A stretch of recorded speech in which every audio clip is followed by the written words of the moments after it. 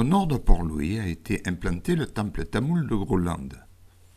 Il fut réalisé suivant une architecture propre à ce type d'édifice. Un bon officier ce jour-là, nous avons pu le rencontrer au moment des offrandes. 3 fidèles étaient venus lui offrir son repas et prier sur le site. Ils ont gentiment accepté que je les filme. Les temples tamouls sont souvent traités comme des sculptures à grande échelle. Ils possèdent une tour élevée, on peut y voir plusieurs niveaux étagés.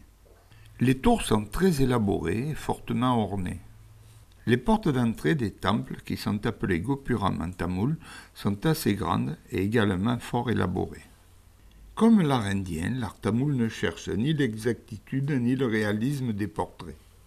C'est la représentation d'un archétype, d'une vision idéale qui règne avec la représentation des symboles associés au thème de l'œuvre d'art.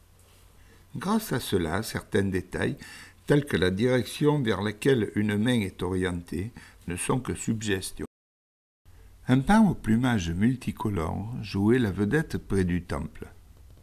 Notre guide communiquait avec lui, l'animal semblait tout comprendre. Il se mit à ouvrir sa roue tout en se pavanant majestueusement devant nous.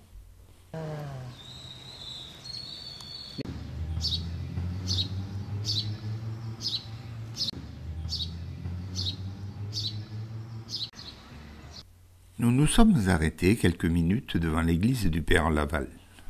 L'édifice est sobre, son autel est décoré par une fresque moderne. D'immenses vitraux, eux aussi de style moderne, ornent les 2 côtés. Grand-Bay est la capitale du tourisme. Nombreux sont les hôtels construits en ville et en bord de mer. On y trouve une splendide discothèque ainsi que toutes les installations utiles au tourisme. Malgré cela, elle conserve le charme d'un village de pêcheurs. Son marché aux poissons, installé à proximité de la plage, nous invite à la curiosité. Des poissons multicolores, pêchés quelques heures auparavant, y sont vendus. De magnifiques langoustes attirent notre attention.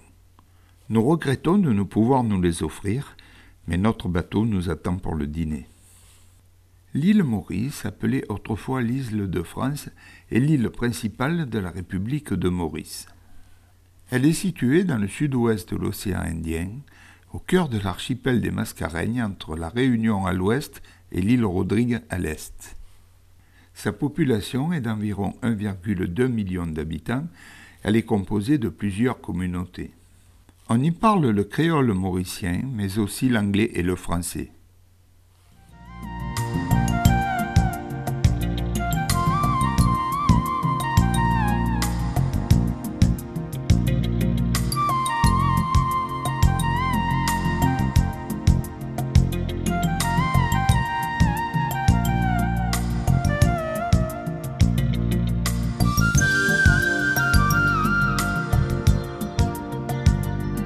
Le cratère de Trouesserf, situé à 1 km de Curépine, est un cratère volcanique de 300 mètres de diamètre pour 80 de hauteur avec un petit lac au fond. Une végétation luxuriante l'entoure. Situé sur les hauteurs de la ville, un magnifique panorama s'offre aux visiteurs.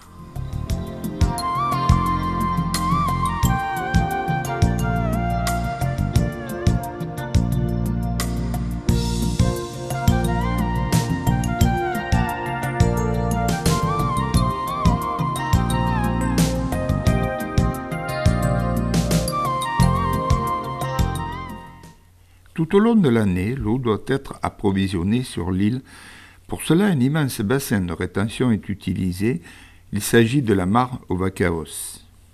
Celle-ci se remplit lors de la saison humide qui va de novembre à avril. Afin de promouvoir la culture indienne sur l'île Maurice, de nombreux donateurs ont financé ces immenses personnages en béton. 2 statues géantes se dressent à l'entrée du site de Grand Bassin. L'une est en cours de réalisation, l'autre représentant Shiva, haute de 33 mètres, a été inaugurée en 2007. Grand Bassin est considéré comme le site hindou le plus sacré de l'île Maurice. De février à mars, il y a lieu la grande fête Mahachiratri qui dure 4 jours. Des milliers de pèlerins hindous y viennent à pied de toute l'île et même du monde entier. Il faut savoir que le lac est comme le Gange, considéré comme sacré pour les hindous. On lui offre, en se recueillant, des fleurs, des fruits, ainsi que bien d'autres offrandes. De nombreuses statues représentant les différentes divinités hindoues sont installées en bordure du lac. Les pèlerins viennent se recueillir devant elles. Shiva est le plus vénéré des dieux hindous. Il est le dieu de la fin des temps, il organise le monde et représente les ténèbres. Goddess Sarasvati est la déesse de la connaissance et la maîtresse des arts.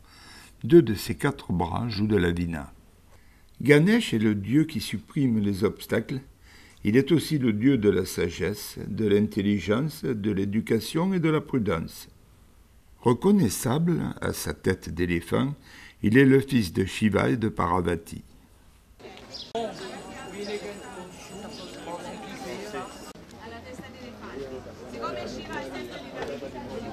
On retrouve à l'intérieur des autels dédiés à diverses divinités dont je ne saurais donner le nom, mis à part celles dont nous venons de parler.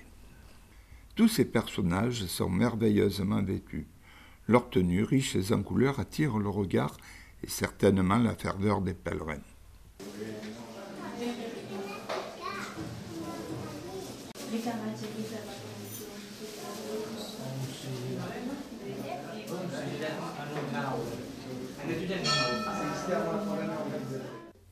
À l'intérieur du temple, les pèlerins effectuent des rites incompréhensibles pour le novice que je suis. J'ai toutefois été étonné par le respect qu'ils portent à tous ces rituels.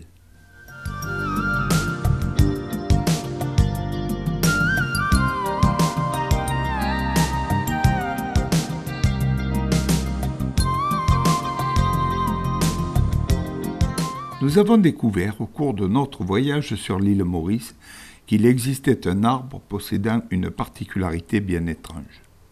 Il s'agit de l'arbre aux 7 peaux. On voit bien sur ces images le décollement successif de son écorce.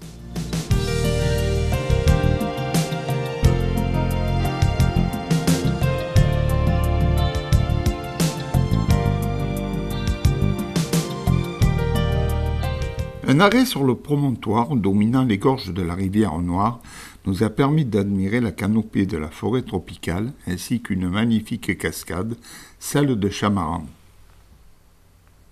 Des singes en liberté venaient quémander quelques nourritures aux visiteurs, lesquels se faisaient un plaisir de leur donner des bananes. Il est trop mignon avec son petit là. Jetzt komm bitte weg und lass den in Ruhe.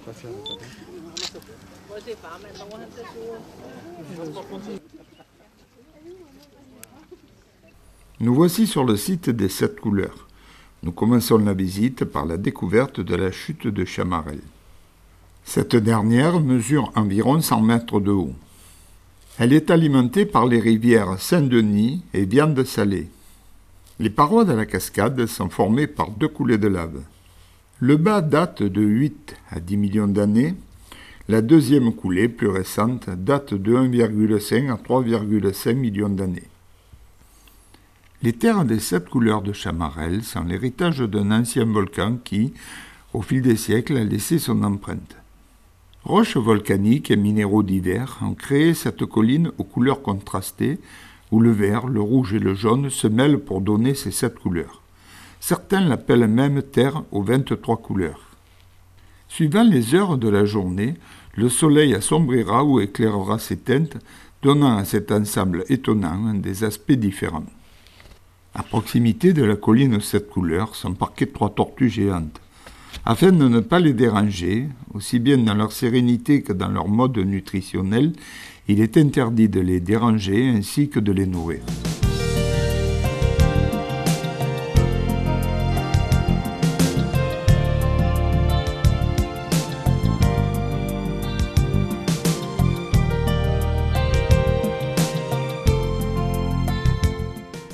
Des salines ont été réalisées en bord de mer. Vu la hauteur de leur emplacement, on devine que l'eau de mer y est pompée.